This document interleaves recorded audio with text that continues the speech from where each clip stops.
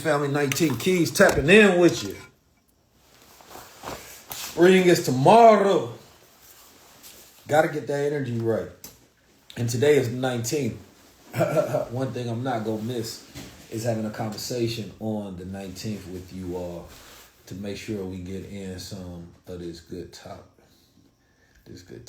that we got going on. Peace to the family, man. Y'all tap in. Make sure y'all share this out with the family. Oh yeah. Peace to the gods, peace to the goddesses. How we feeling out there, man? Now that the spring equinox is coming back in town, guess what we gonna be doing, man? We bringing back the hikes. We got a hike coming up soon. You feel me? Make sure y'all lock in with that because we back outside. It's a New Year's. You feel me? I love when the spring equinox come in. You feel me? I'm cosmically connected, so therefore that means that you get to start something new. You feel me? It's a time when you get to focus on growth. Share this out with a couple of people. And then we're going to lock in. I'm about to go live on these other platforms too because I ain't going to lie. You feel me? Instagram ain't what it used to be. And I don't like what it is. That man Zuckerberg talking about some, I'm not going to be suppressing nobody. He lied. All right, let's get to it. How y'all feeling today, man? How y'all feeling? What y'all got planned? Y'all getting back outside, man? Y'all get y'all some sun or something. Because I know for a fact that most of my people is nature deprived. And we got XRP. The money is rolling. You feel me? Things are about to be good. You have to be prepared for the new shift in energy as it comes. You feel me? And spring is a time where you want to pay attention because there's always a new shift in energy. You know what I mean? So we're about to tap in on this one time. I'm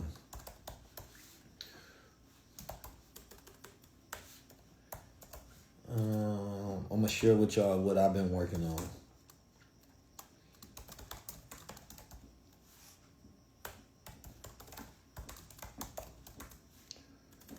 Spring equinox.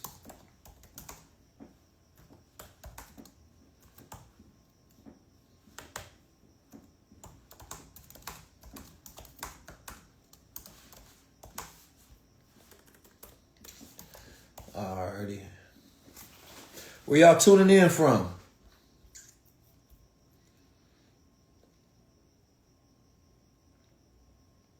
Let me know where y'all tuning in from. Oh, I said I'm already live. I gotta take off one live to go on my other live. Hold on. What city y'all coming in from? Because I'm going to be out in Boston soon. So if you are in Boston, make sure you lock in with me. Boom. And what we about to do in Boston is going to be different than what we've done anywhere else. You feel me? I finished my manifesto and my philosophy. I've been writing a whole lot. I've been in my chambers, you feel me? Just making sure I get myself together and things of that nature. But I'm ready for a whole new energy, man. That's what we going into. All right. For those who are new, make sure if you're not involved in the high level club, make sure you join. We will be teaching coming up. I believe that might be today, actually. We'll be doing the AI agents for business. And I don't think you want to miss this. So if you have a business, right, and you want things to be automated utilizing AI to where you can increase your monies, make sure y'all tap into the AI agents. Join High Level Club.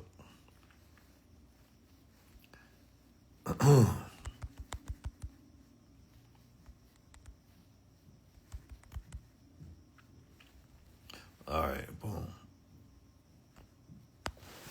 So High Level Club is really a private community. You feel me?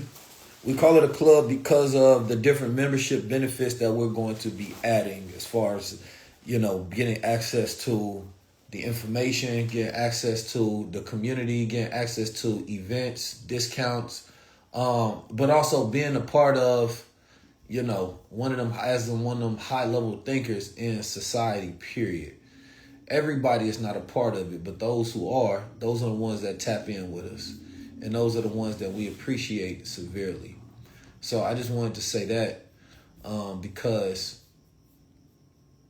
as we're working, hold on, let me set up this toggle on save.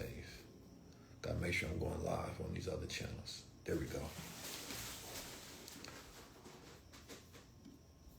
Boom. So high level community. Let's explain it. I have a show coming up with my brother Jalen Brown. It's called Neo Mentality. Neo Mentality is very powerful. The whole idea of the Neo Mentality is that we all exist in this matrix, right? But how many of you all have experienced as you existing in this matrix, you know, as you go around, it seems like everybody is low level and they're happy to exist in the matrix and you're learning new things. You're growing, right? Whether it's the way that you eat, it's the way you see things, right? Old things no longer feel the same to you. Food don't even taste the same to you anymore. When you look at news, you can see beyond it and you can see how, right, these things are meant to be negative and control you. Your favorite rappers don't even look the same at all. I mean, look at the reality. Look at how Kanye West is just breaking down. This is the matrix crumbling within itself, right? And so on a lower level, though, if we're talking about the matrix, right, because that's really just a metaphor for a low-level reality, right? Negativity, stress, anxiety. That's what that reality is made of. And it's a world that meant to distract you. Like in the movie, The Lady in the Red Dress. So as you're growing and you're learning, you start to go down this rabbit hole and you want to get your mind out of it. You want to eat better. You want to work out. You want to think better. You want to have high-level conversations, right? But it's not that many people that can help justify, right, this reality or validate reality around you. Why? Because they're happy in the matrix. Or I would say they're happy to suffer in the matrix. They're happy with the lies. You want to have these high-level conversations. You want to speak to people and have a deeper, meaningful connections. Right? But it seems that everybody doesn't want that. You meet people, you go out to clubs, lounges, events, and people don't want to talk about anything. It's almost as if they're just bots, machines. And you're trying to figure out why.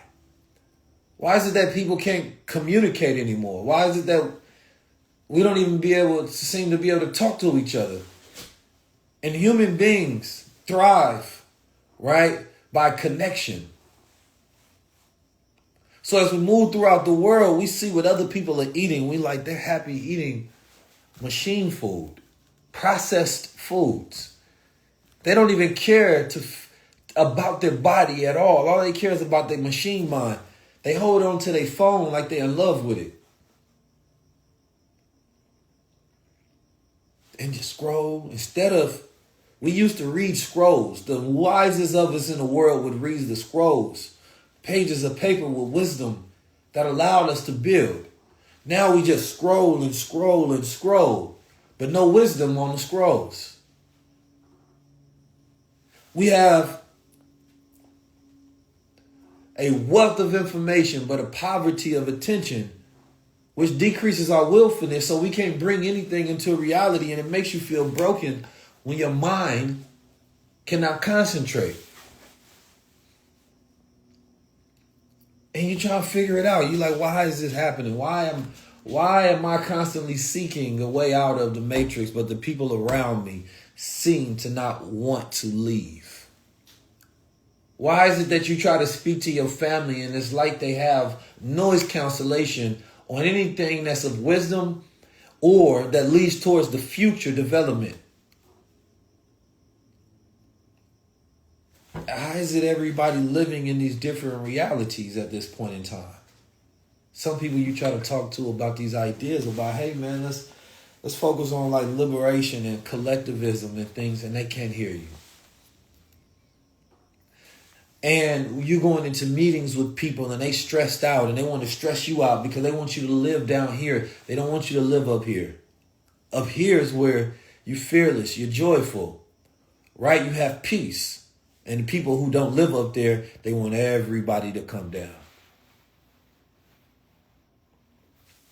Why is it?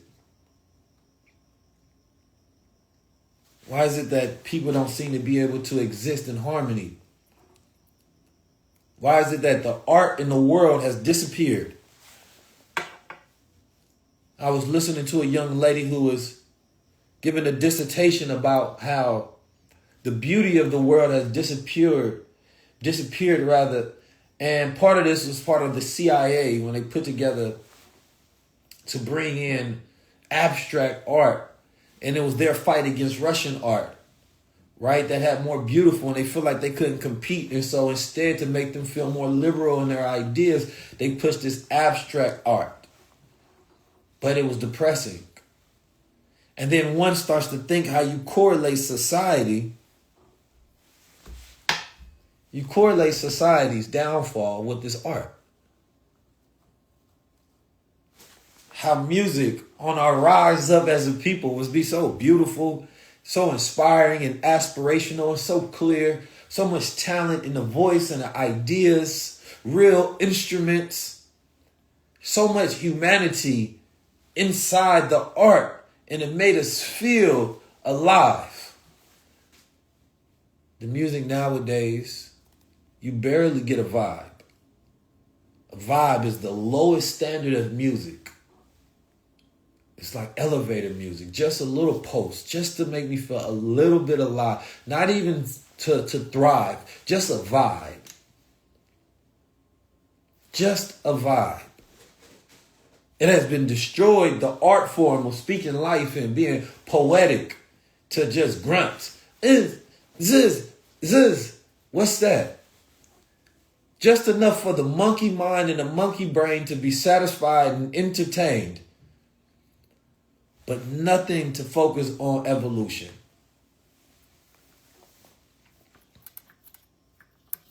And it's getting worse and worse and worse. And the decline of a society can be seen in the art. As the art declines, the society declines, because the art is a direct representation of the soul of the society.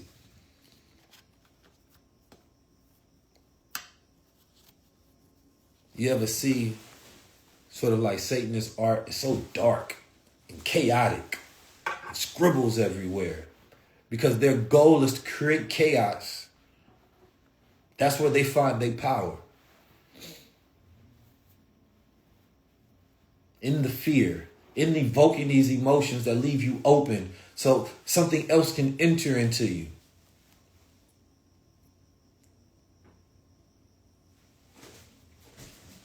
If you look at the trajectory of hip hop, it's not getting better, it's getting worse. If you look at most forms of music, why? It's because we're condensing it down so that it fits into a machine. The experience of being alive is being taken away. In the world that we're existing in now, most of the internet is dead. They call it a dead internet theory. Well, most of the internet is dead, meaning that it's artificial. It's bots, it's algorithms, it's made up. If you go on your scroll right now, you're going to see AI. It's not even a real human. We're literally turning the world into a matrix. When one day you may go online and everything will be artificial. One day you go into the store and everything is artificial. One day people will have spouses and everything is artificial. Listening to music and it's all artificial.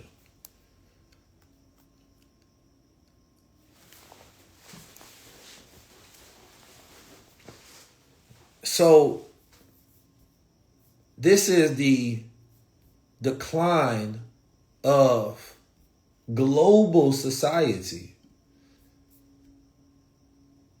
Trapped in low levelness consistently.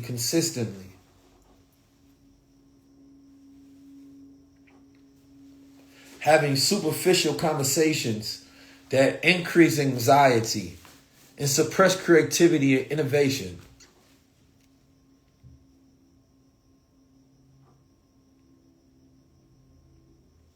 If you want to control society, don't show them nothing beautiful. Because it makes them want to become more. We live in a time where human beings have become artificial.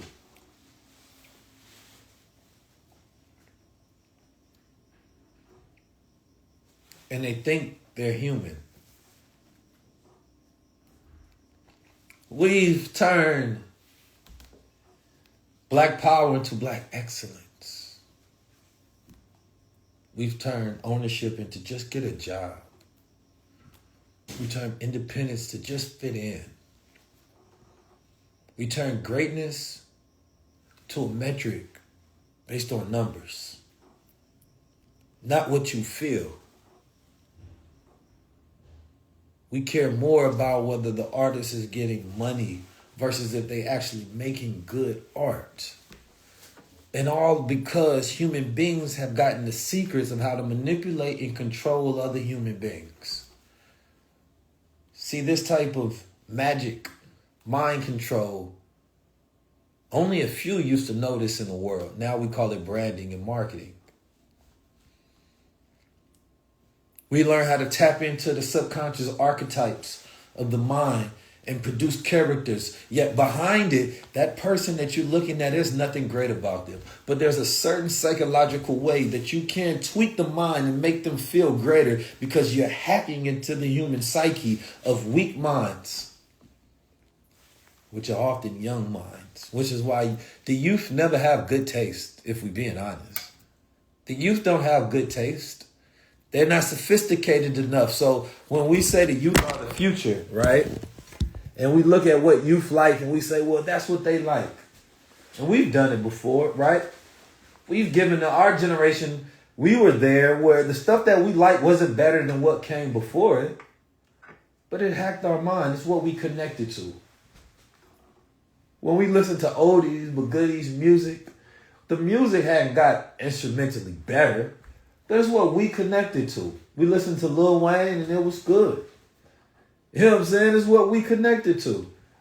Was it better than the music that came before? No, but it was our music. And we were young, impressionable minds. So we don't know no difference. The man get on there and he can talk about, you know what I'm saying? He literally sound like a gremlin. We own that though. He makes songs like I Feel Like Dying. And all kind of crazy stuff. We listen to all, then that turns into worse and worse and worse. Every generation you can see it getting worse. And our taste and our standards are getting lower. And so we just accepting it. It's not getting better from Andre 3000. It's not getting better from Kanye, even though he's wilding. It's not getting better from Jay-Z and Nas. It's not getting better, but it's what we connected to. The young generation who grew up in a time where they only know artificial reality, Cardi is not better than Drake or Kendrick or Cole or any of those things. But the kids' standards are so low, they're weird, they're transhumanist, don't even know what they are gender-wise. So they don't mind listening to a gay vampire.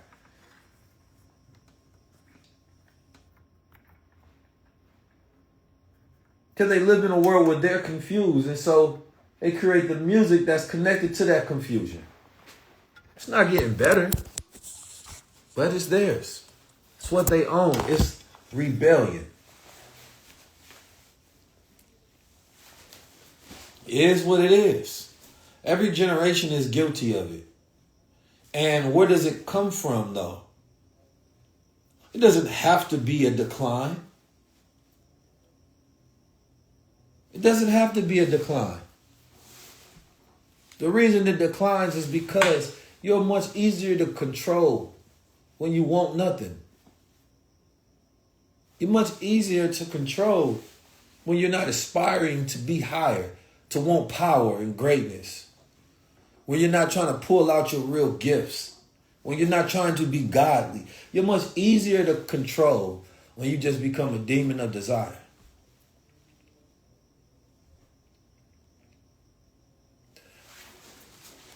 I would pity my son if he wanted to be like Cardi. I would pity him. I would have nothing in common with him, and it almost felt like I lost that boy. I raised him wrong. If that is the young man you look up to. But the archetype is that you show somebody something weird. And human beings, because it's weird, we get connected to things because we feel like it's something different and we want more of something different because we're used to seeing the same. So this is how you connect to people, creating this archetype. So put in the context and the earrings and put on thongs and dress all kind of weirdness, and people don't know why they like it. Because they don't have a strong connection to an identity of self-awareness. They don't have an identity. And people who listen to that kind of music is because most of them lost. It's different when you catch a song that's a vibe. But to actually have respect for individuals like that, to me, it shows how far down culture has went. That you're going backwards. You're copying the Marilyn Mansons of the world.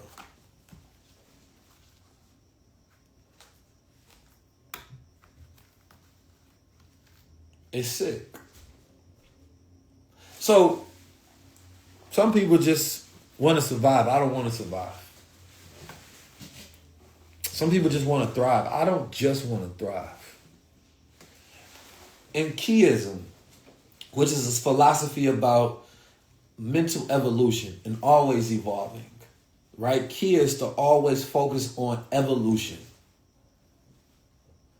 When you're focused on evolution, you're so far from surviving that in every single thing you do, you find opportunity to grow.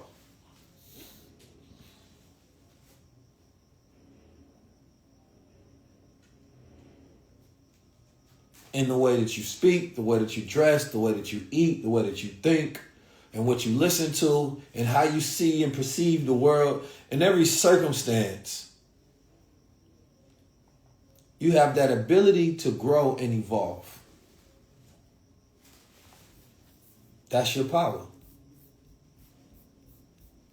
Now, you have to come to the terms that everybody does not want to grow. Everybody does not want to grow. Everybody doesn't want to evolve. I heard a quote that both sobered me up and was sad at the same time. But it brought so many things to light for me. My brother Wallow had posted this quote. It said, "The potential that you see in others is not real. It's just what you would do if you was in a position."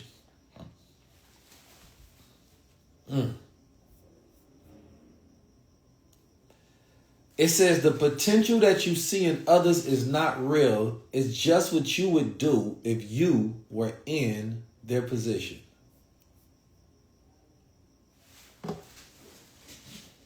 And I said, God damn, that's real.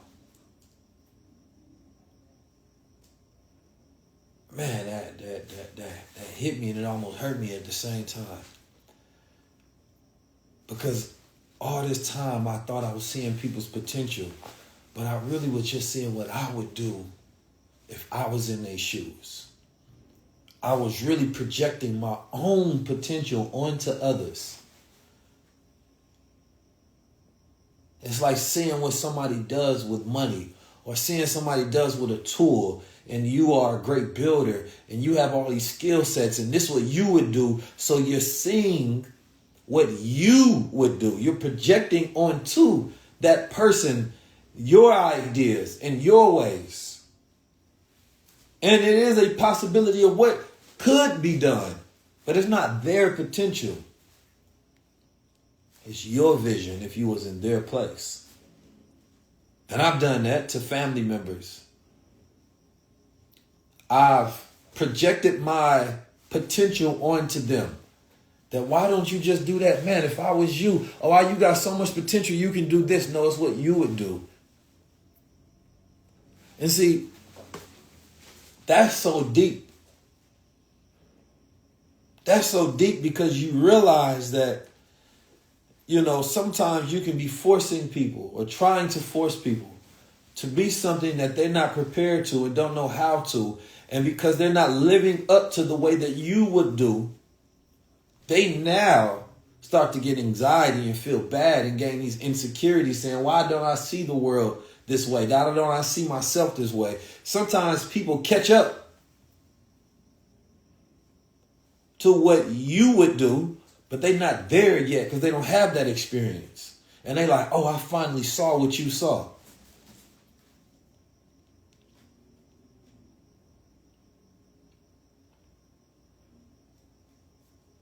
But you have to be careful projecting this onto people. It is very dangerous.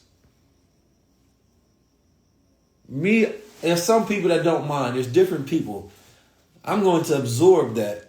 And I'm going to be like, you know what? You see it, I see it. But I still can't do it until it's in my mind's eye. I can't do what's in your mind's eye. Which is why people with great vision have people work for them, because I need you to play a role in my vision. Why visionaries are meant to be leaders. Because if other people were to follow them, but typically we only follow people not because they're great visionaries, but because we can get paid by them, and we do it based on survival, not inspiration. So therefore, the world is not moving based on the inspiration and vision of man. No, people move based on survival. So you can be the greatest visionary in the world, but if you don't have the money to pay the people, then society does not grow. It does not evolve. And most people are not groomed to be visionaries. When you come into royal family, you're groomed to be a visionary. You're groomed to lead others. You're groomed to take the kingdom and society into a new direction, into a higher direction, and to exalt the people into new eras. But the average human being is not groomed in that manner. We're not taught to be evolutionaries. We're taught to be survivors.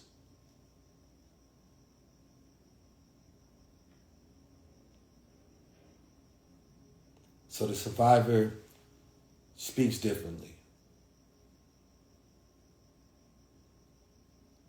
The survivor speaks about things that get them through the day. The survivor eats what gives them enough energy for the next move. A survivor only thinks in short time spans. The survivor thinks just enough.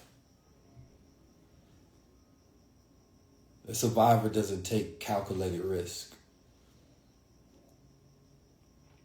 The survivor looks for a title, not a gift.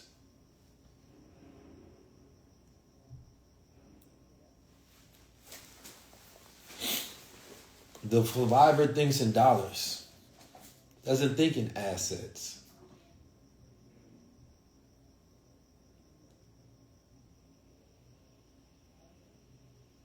The survivor walks around looking at everything it hates because it thinks that if it focuses on the thing that it dislikes, the threats, then it's safer because it's always focusing on the dangers.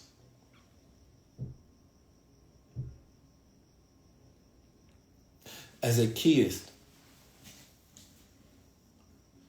you recognize where you're still a survivor in your mentality and your ideas. And you get to a point of mastery to where you learn how to thrive. And then you check yourself so that you're not stuck in trying to maintain. Instead, you focus on evolving. Now, not everybody is a true keyist at heart. Not everybody is an evolutionist. Some people just want to get by. We had an evolutionary spirit coming out of slavery. Our focus wasn't survival. which is very funny,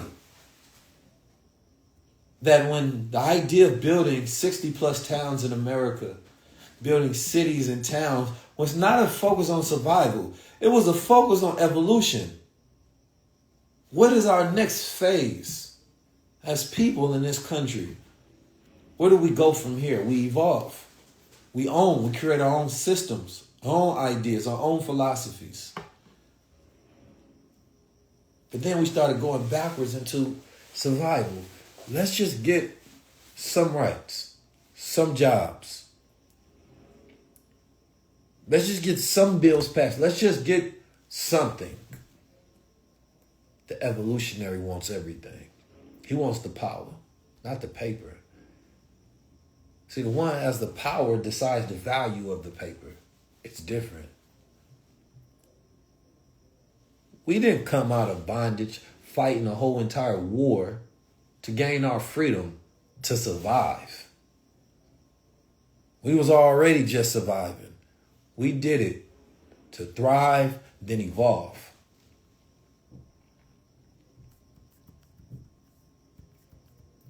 That's why we dress proper. We had consistent movements, philosophical debate that we were having between thought leaders and scholars about what was the best possible route for us to take. Because we wasn't thinking about surviving. Even though there was imminent threat and danger, but we did also still have groups that would protect us, that would emerge, different thought ideologies. But they realized we can have a group focusing on their own evolution, because then we won't have power over that group. We can only have power over survivors. We can only have power over survivors.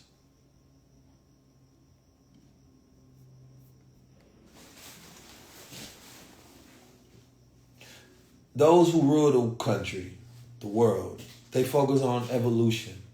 Ideas about transhumanists, robots, automation, right? Interplanetary travel outside of this planet and colonizing other planets.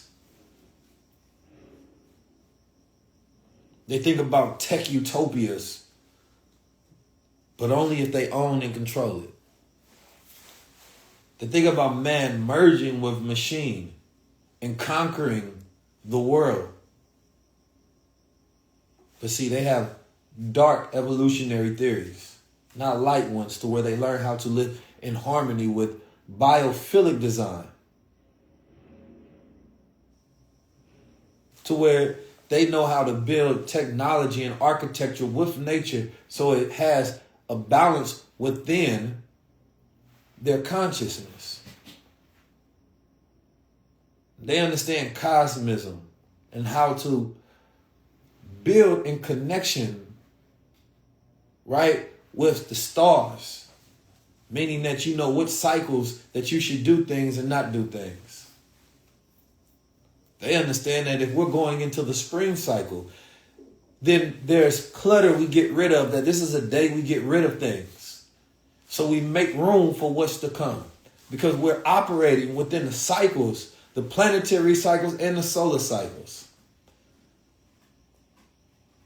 But every planetary cycle represents a solar cycle, represents a position, right, between the earth and the sun and the universe. See, man didn't have a news channel that he would look at. He had to be literally in connection with the stars to know where he was, to know which direction he had, to know which particular star systems he had to follow. True north. But we've lost evolutionary thinking and we just go to survival. You just need to look at your watch, the hands around it, tell you what time you need to go to work so that you can spend your energy and give it to somebody else so that they can use it, convert that into dollars, and then give you a small percentage of it. That's the world that we live in.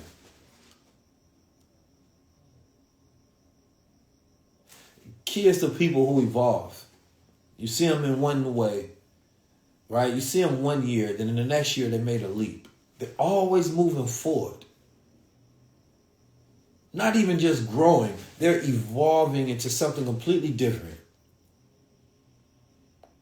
But we punish evolution in the culture because we say you're changing, you're going too far from who you are. No, that is the point. I am evolving in real time. I used to talk like this. Now I've expanded and evolved my vocabulary. I used to live like this. Now I evolve my way of living and eating and training and doing. I've evolved my way of thinking, believing, seeing, perceiving.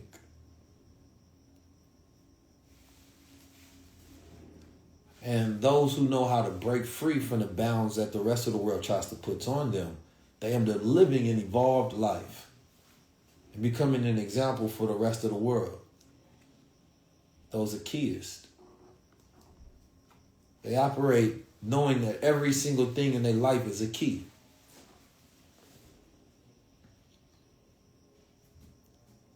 That nothing happens and is not usable to convert like alchemy into gold. It's the most powerful mindset on the planet and the universe because it allows you to constantly see a way to exalt yourself from the smallest to the highest level.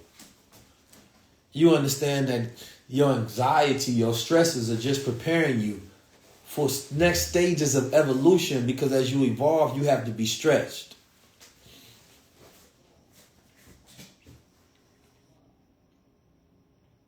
So, you're not allowed to be weak for too long.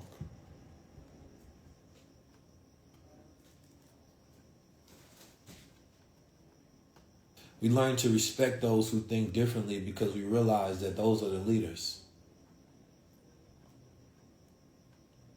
That they have something different to add into the world. You crave for a deeper dialogue because you realize that the low-level conversation is actually wasting life that could be can utilize to grow and evolve. How many times we sit with family and we talk about nothing? I mean, we talk about nothing for a while. Wow, we ain't seen them in a year. When we get together, we don't have philosophical discussion about evolution, true ideas and meanings. We're not talking about the fall of democracy and the replacement of it with dark enlightenment and these new isms that are being spread and funded. We're not asking ourselves, what does it fundamentally mean to be happy or to be joyful or to have wealth? What do these ideas really mean to us? Not the rest of the world, not the definition, but the meaning, rooted. That's when your family is able to get together and actually get rooted and aligned with ideas. In keyism, it gives you a check and balance system, how to move as a council and how to move as a group. You have alignment with others through practices that you do that connects you. You focus on deep, meaningful dialogue so that you have alignment in the way that you see the world. I mean, hell, if I went to a church and I asked 50 Christians, what does Christianity mean to them? A large percent will have a different definition, a different meaning. Some will just give you the word somebody else told them. Some will actually stop and to think about what does it mean. And then you realize that everybody's calling themselves the same thing, but living by different meanings. Definitions are not the true meanings that we house. That's artificial. It's predefined, but it's not what it means to you. We can just technically articulate things from memory and what we were told about them. But how do you actually interact with it? How do you live with it? How is it connected with your values and what you truly believe? That's not the real truth. The true meaning we never usually get to discuss the deeper side because we're stopped from having those conversations because we're controlled. Who doesn't want us to think?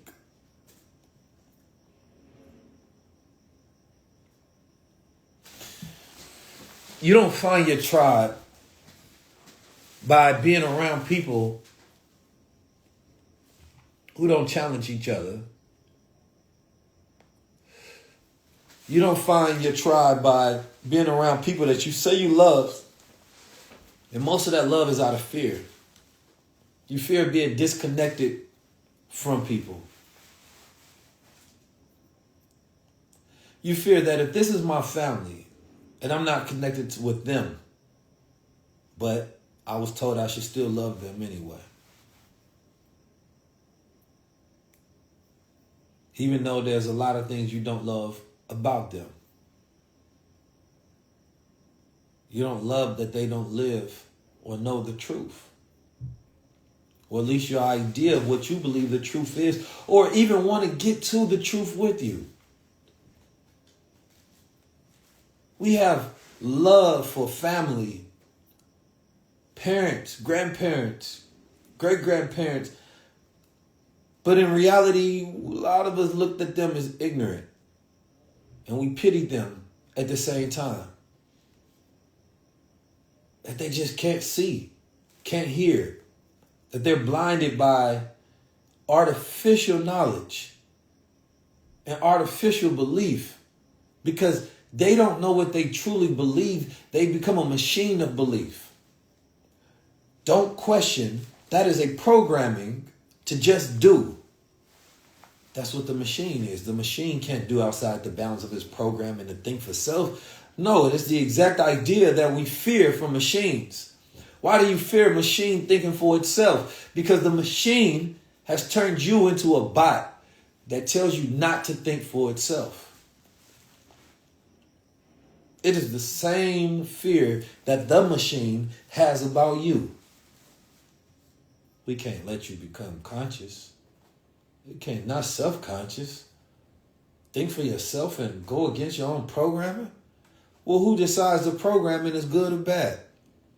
Why are we so afraid of robots? What have we done to them? What does it say about our own nature? Because in reality, when we start thinking for ourselves, we don't want to just destroy a planet and enslave people. That's not our nature anyway. So why would we be mad at a machine having the ability to think for itself? Why would we think that evolution means erasure of humans? Why are we so techno-pessimist about it? It reveals something about our own psyche. But does it reveal something about us or the people around us? Is it really us?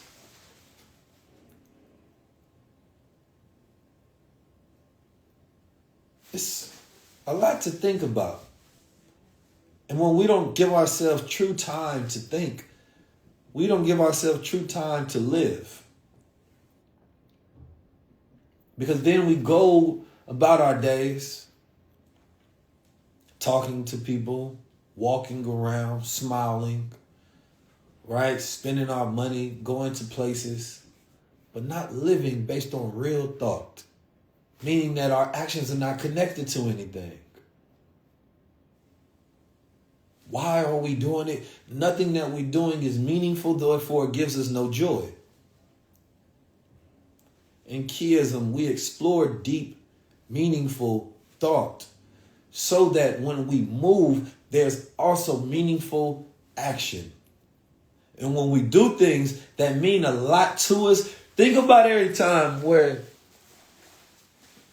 you was about to do something that was completely meaningful to you. And you want everybody there that you love to be there. Why? Because you say it means so much to me. You're so connected to it that moment in time brought you so much joy. Why isn't the rest of your life connected like that?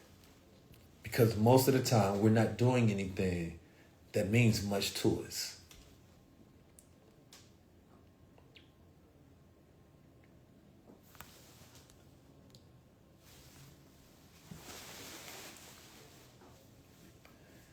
And this is where the living in the keyest lifestyle changes. In the high level club, this is where we will begin. Going into the evolutionary mindset. This is what I've been working on for months and months and months, crafting this down. How can I help someone gather the mind that allowed me to grow and evolve? For one, growing up in Oakland, California, and St. Louis, in some of the worst environments, with some of the worst role models that disappointed me. Growing up in survival, barely making it through the day. Having to do all the low-level things just to survive, just to get through. Living a mundane existence and always having this itching that made me question things.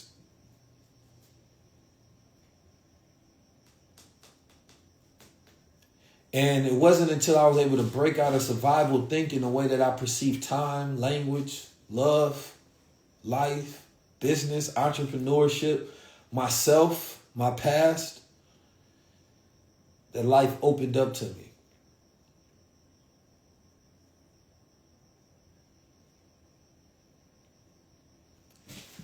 There's a framework: survive, thrive, evolve. When you can identify to what degree you're in survival mode, and what degree you're in thriving, and what degree you're in evolution, sometimes you end up jumping back and forth, and the goal is to stay in evolution. So you have to have a check and a balance system that keeps you there. This won't simply just be a private community we learn. It's a workshop that comes along with it that gives you the step-by-step. I wanted something different this time. I said, I need something that allows people to measure their progress and their growth. See, a lot of times you're not broke. You're just broke. And I like using that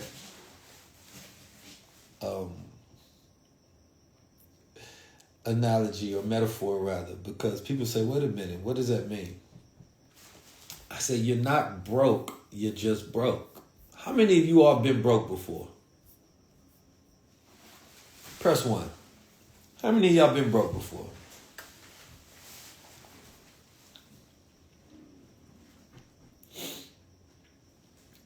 You know, people, we've all been there before, in a sense. How many of you all been broke? There we go. So now, let me ask you. When I say broke, do you mean money or spirit?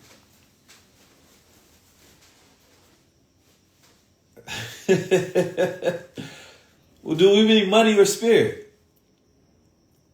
Because I didn't clarify. Were you broken in spirit or broken in money? See, there's a lot of people who confuse the two.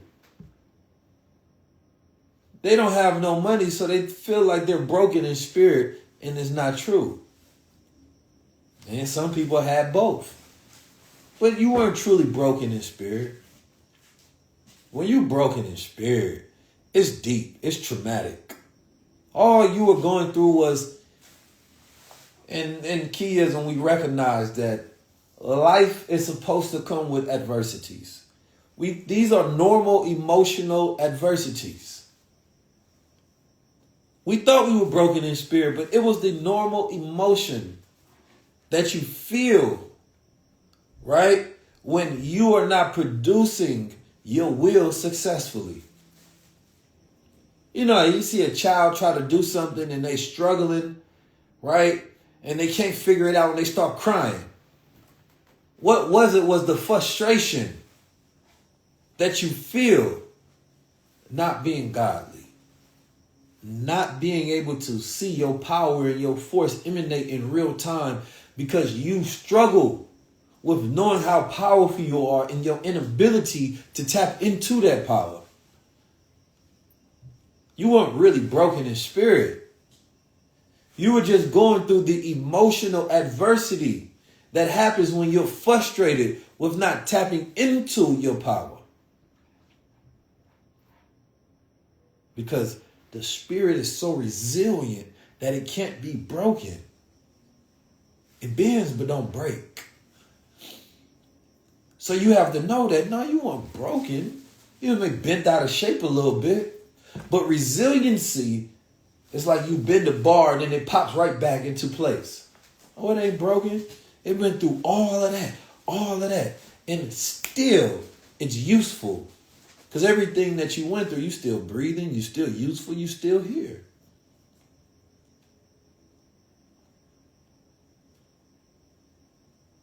You are just going through the process that is required to get you out of survival.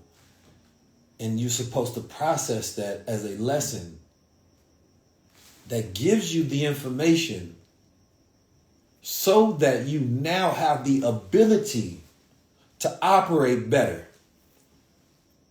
So in the frustration is birth lessons that make you higher and make you better. So in keyism, we're constantly looking for what was that key? What was that thing I could have did maybe 1 degree differently that would have allowed me to thrive in this situation? And once you learn, you evolve past your past self. Your past self could only operate like that in that frustration.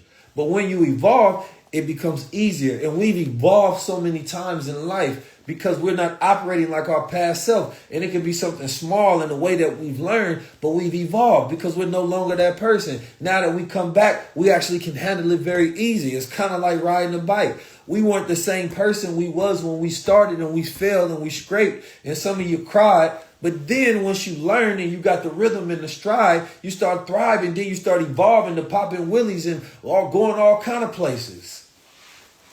But we didn't count that as part of our evolution. Our biological, spiritual, soulful systems inside our body learn. And as they learn, we evolve. It's an evolutionary mentality to always recognize when we go from one point to another. They say the strongest survive. That's interesting. Maybe that's true. Sometimes. But I know that only the strategists and the wise ones evolve. And even the strongest don't always survive. It is strategy. It is wits. It is knowledge that allows you to move. To be in flow with the environment. It is the thinking man. So not strength just as physicality. It is the thoughts that allow you to grow and evolve.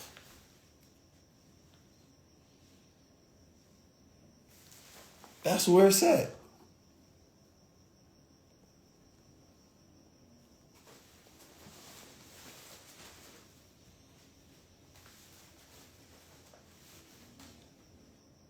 It's the thinkers that evolve. The one that can take a step back, and instead of the cries, you sit back and say, okay, what was it that I was doing before? Because do I try the same thing with more strength? Do I try it with more finesse? Do I change and tweak the way that I'm doing? Do I go to a whole different technique? What is it? And then you try iterations, or you study somebody else. They're doing it the right way. What are they doing? Let me see how they doing it. When I get a working technique down, then I can also find an original way for me to do it.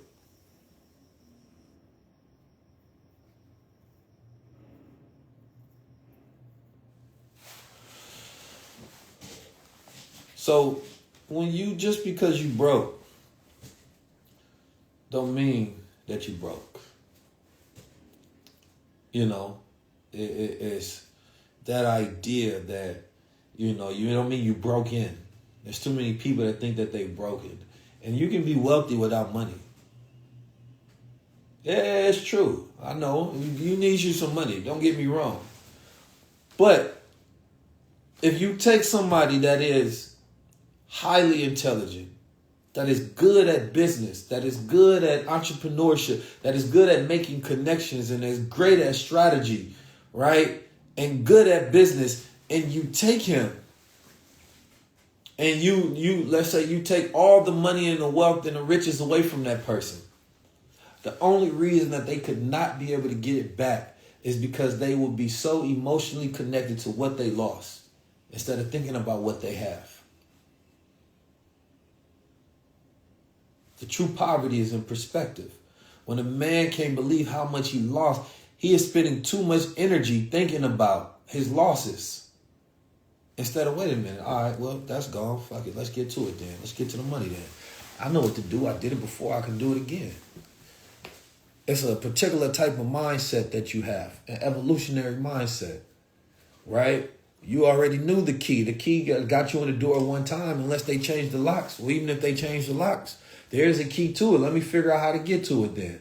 Then you figure out how long it's going to take you to get there. But then you realize that actually it should not take me as long to get it back as it did to get it, because I now have more experience, more knowledge, more connections. I'm evolved. When I first started, I wasn't as evolved as I am today. So what is the best way for me to move now? Now you start strategizing and start thinking. And then you realize, wait a minute, I'm not going back for what I got. I'm going back 10 times for what I got. I want 10 times more. You never go try to replace what you lost with what you lost. No, I want greater now. So now you're evolving. Now for every time that you lost something, you took a step back, you make a quantum leap forward. You're not trying to replace a misstep. You're taking leaps and bounds.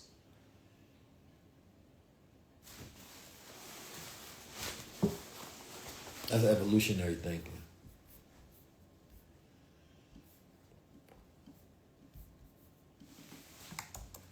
Y'all, I got so many notes and so much on this. It's ridiculous. I'm going to be honest with you. I spent a lot of time just going through it, making sure that I have something that I can build on a framework. If you haven't already gotten this book, Comment Book, I suggest you get this one. You're going to see how much I've evolved from this one to when we start laying down this new framework. The High Level Club again, you get pre-access to our events. You get pre-access to our movies that we put out, podcasts, right? Like the one with Jaylen Brown is now available for the High Level Club. It won't be available to the rest of the world and the public till this Sunday.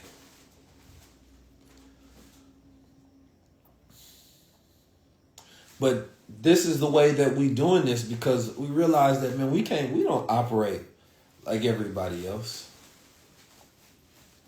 So we have to figure out better, evolved strategies to get things done. And the way that we're going to change it now, right, is that, yes, the monthly membership fees will be going up, mostly because I will be teaching more, right? So right now you're going to be getting a once a month consultation, but then once we started getting into keyism, it actually will go up. I just want to let you know that now. It's funny, I just got a notification that Twitter is going to $50 a month. Twitter. Ooh. The world is about to get interesting. Let me ask you all this. For those that are on YouTube, you have to, there's no automatic link. So you have to, let me click this. Peace to the family. I'm going to put the link in here for you all. But let me ask you all a question. Going into the spring equinox, right, where it's time to grow, how many of you all are actually making an investment in yourself? Comment yes if you're making an investment into yourself. I'm actually curious to see. Because this is a time where, number one, I suggest you spend more time outside. I 100% suggest you spend more time outside. I'm going to get some sun. Click right there. If you are online, you can scan that QR code right there. Boom. So that'll give you access to the book. All right.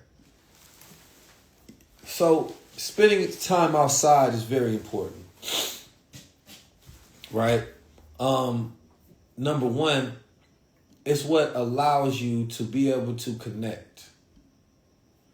Most people are not connected whatsoever to nature. They're not connected to cosmism, because as a keyist, right, we focus on, and this is, keyism is a philosophy. It's not a religion or anything of that nature. It is a philosophy. I want you all to understand. It is a way to think and live by. But in it, we focus on being in connection with cosmic cycles, because it is my chief belief that those who evolve are connected to the cosmic cycles of the universe, right? Those who aren't, they are, meant to exist in lower states. We don't worship sun, moon, and stars. We don't worship cosmic bodies. They are meant to work for us. The sun works for us. When you step outside, the sun works for you. You understand the power that goes into, hold on.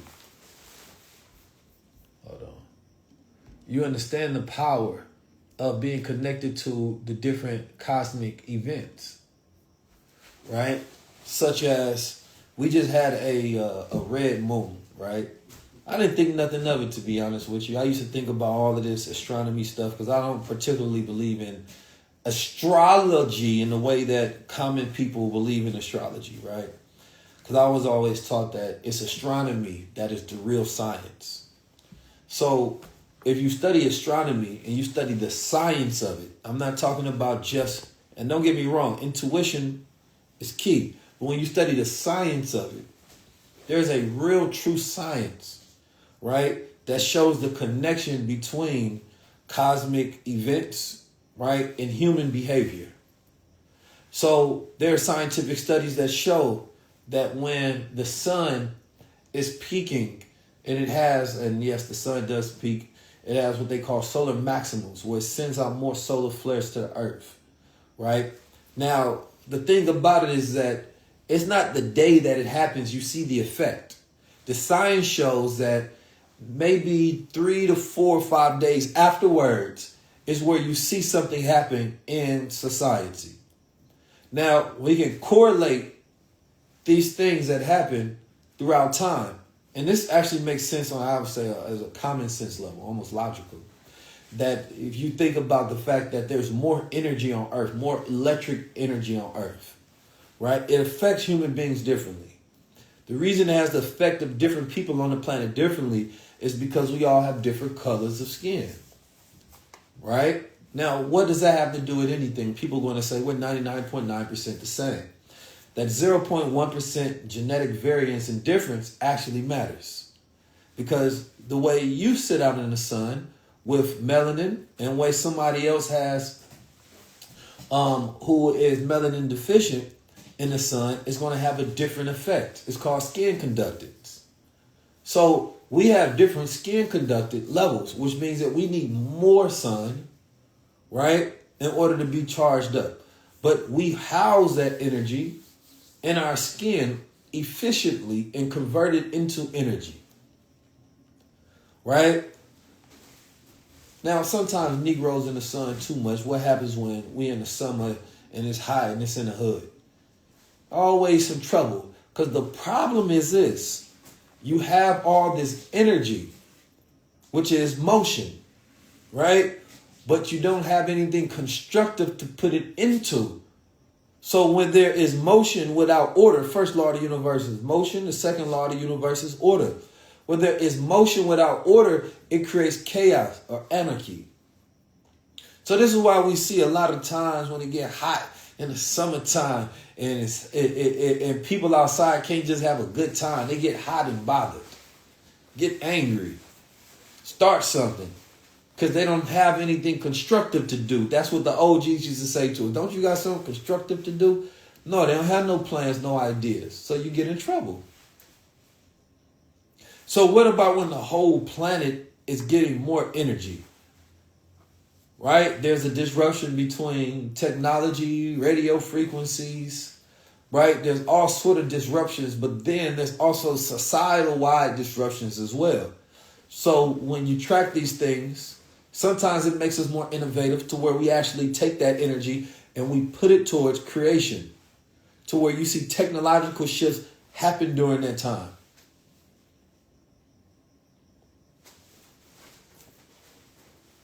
You see societal changes happen during that time. Women go through a shift, right? That solar energy affects women differently. You see women shifts and changes on the planet, right? There's actually effects on the heart. You can all go double check everything that I'm saying. I read a lot of these scientific papers that it actually affects the heart's rhythm. So people that have heart issues have to be more careful during this time.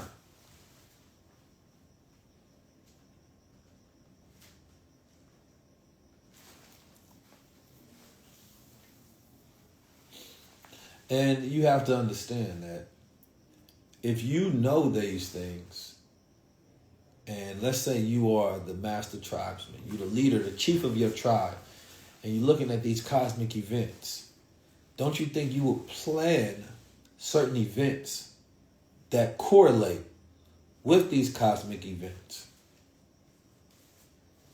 Oh, I know the people going to be,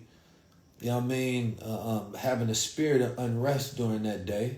Maybe I'll make this announcement here so I can poke the bear a little bit to create a little more chaos. They're not doing it to calm your spirit. This is why there's no accidents on when they release files. There's no accidents on when they make announcements unless their hand is forced. But when they plan cosmically because that is what you're supposed to do if you're in a higher position. You don't plan locally. You don't say what's happening locally so I can plan in coordination with what's happening in the house or what's happening in the neighborhood. No. They plan cosmically, especially when there's events on a global scale.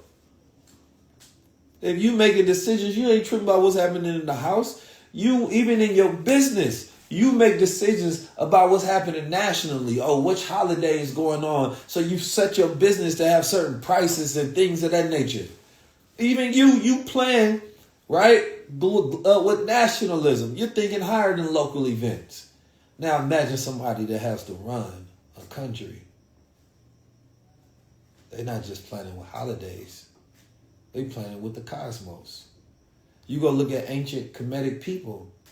They planned so that they can do not architecture, but agriculture, to know the best times to plant crops in which seasons. That's because they were connected to the cosmos. One of the most technologically advanced, the first so-called like iPhone, if you will, of the time is called an astrolabe. Let me see if I can pull it up here on YouTube for you all. I forgot we can pull up pictures and stuff. You know what I'm saying? It's called an astrolabe. An astrolabe is a device that essentially allows you to track the movement of the stars.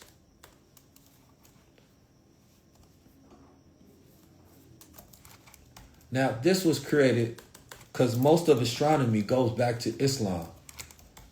So that age of cosmic enlightenment can be connected back to Islamic scholars, which is why most of the stars are named by Islamic scholars and astronomers. They have Arabic names and things of that nature.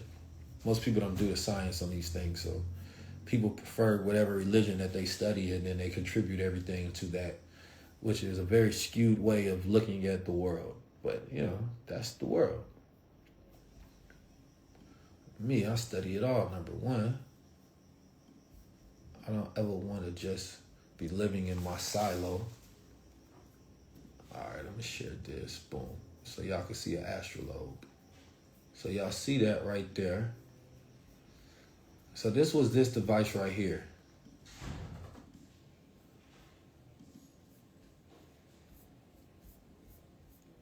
You see this device? Very intricate. It was an astronomical instrument used around the 6th century to measure time and position by determining the altitude of the heavenly bodies, like the sun and certain star measurements.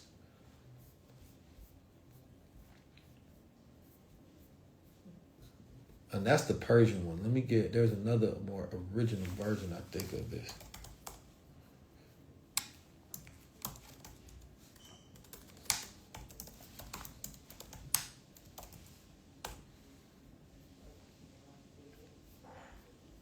Let's see if I can find this picture.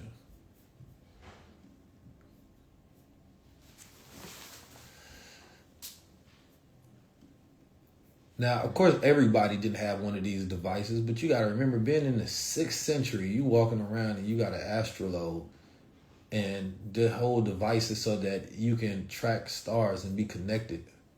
Look how beautiful it is, how intricate it was made. Oh, wait a minute. Let me update my shared screen.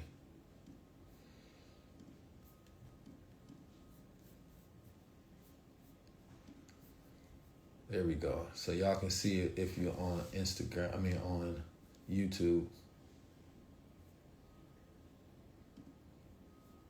Boom. So that was an astrolabe. So human beings have always been connected to cosmic bodies. This was all the way in the 6th centuries, right? All the leaders had astronomers. All right, let me stop sharing.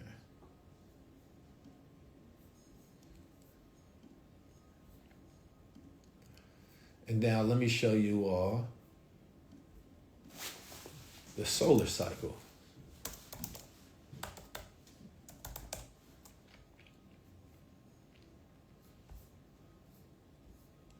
Nah, this is just going to be a simple... All right, boom. Let me go ahead and do a side-by-side on my screen.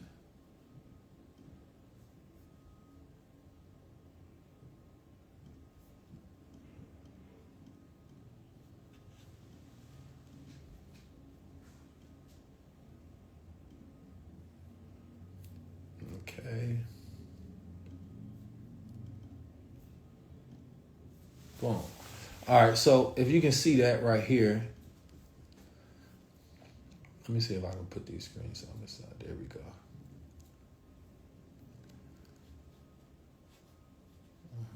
Let's go side by side. Boom, boom,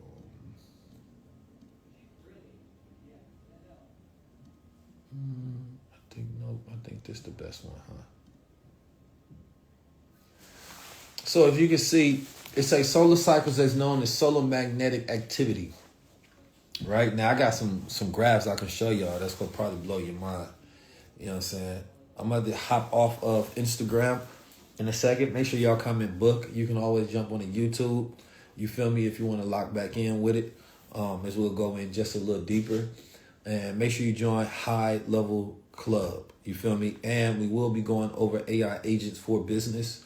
So those in the High Level Club, make sure that you are signed up for that stream, because the AI agents for business will allow people to automate their businesses, right? We utilize it in every aspect of our business every single day.